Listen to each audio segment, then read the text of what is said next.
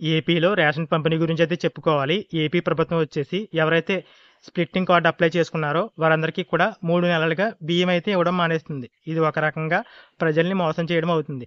ఎందుకంటే గత ప్రభుత్వంలో అయితే ఎవరైనా స్ప్లిట్టింగ్ రైస్ కార్డ్ అప్లై చేసుకుంటే ఒకటి స్ప్లిట్టింగ్ రైస్ కార్డ్ వచ్చిన తర్వాత ఆ కార్డుకి బియ్యం వచ్చేది.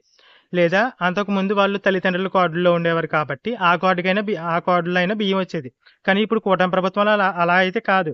ఏమైందంటే ఇటు స్ప్లిట్టింగ్ అప్లై చేసుకున్నారు కదా! దానికి సంబంధించిన నంబర్ వచ్చింది. ఆ నంబరు ఎంటర్ చేస్తే రేషన్ డీలర్ వద్ద వివరాలైతే ఓపెన్ అవ్వవు. ఆ విధంగానే బియ్యం రావడం లేదు. అలా కాకుండా తల్లిదండ్రుల కార్డుల్లో అయినా పేర్లు ఓపెన్ అయ్యి బియ్యం ఇస్తారంటే అలా కూడా ఇవ్వడం లేదు.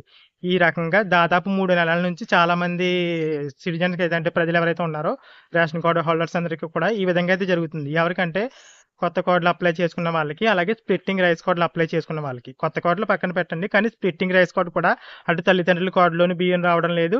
ఇటు స్ప్లిట్టింగ్ రైస్ కార్డులో కూడా బియ్యం అయితే రావడం లేదు.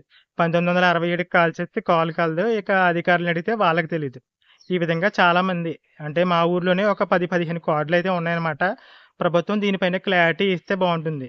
ఎందుకంటే గత ప్రభుత్వం వచ్చేసి జూను, డిసెంబర్ అని చెప్పి అప్పటి వరకు కార్డులైతే శాంక్షన్ చేసేది కాదు. ఒకవేళ అప్లై చేసుకున్నా ఆ నెలలో శాంక్షన్ చేసి ఆ కార్డుకి బియ్యం ఇచ్చేది.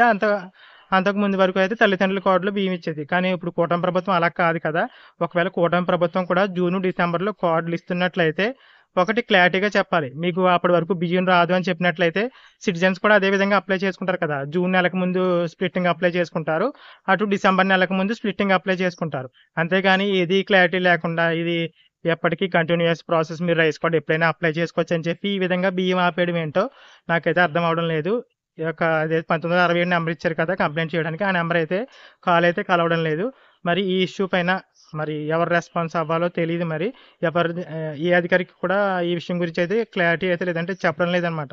ఎందుకు బియ్యం రావడం లేదన్న క్లారిటీ అయితే లేదు. నేను చెక్ చేశాను ఆ రైస్ కార్డులు అనేవి. ఏదైనా ఈకేవైసీ ప్రాబ్లమ్ ఉందా ఏంటని చెక్ చేశాను కానీ నాకు ఎక్కడ కూడా ప్రాబ్లమ్ కనిపించలేదు. మేబీ వాళ్ళు జూన్ నెల తర్వాత రైస్ కార్డ్ స్ప్లిట్టింగ్ అయితే అప్లై చేసి ఉండొచ్చు.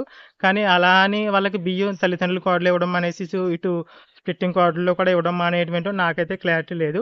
ఈ విషయం పైన క్లారిటీ రావాలి అంటే మీరు ఈ వీడియోని లైక్ చేసి ఎవరైనా ఒక అధికారికి రీచ్ అయినట్లయితే మేబీ మీకు హెల్ప్‌ఫుల్ అయితే అవ్వచ్చు. ఈ విధంగా ఎవరికైతే బియ్యం రావట్లేదో వాళ్ళకి హెల్ప్‌ఫుల్ అయితే అవ్వచ్చనమాట.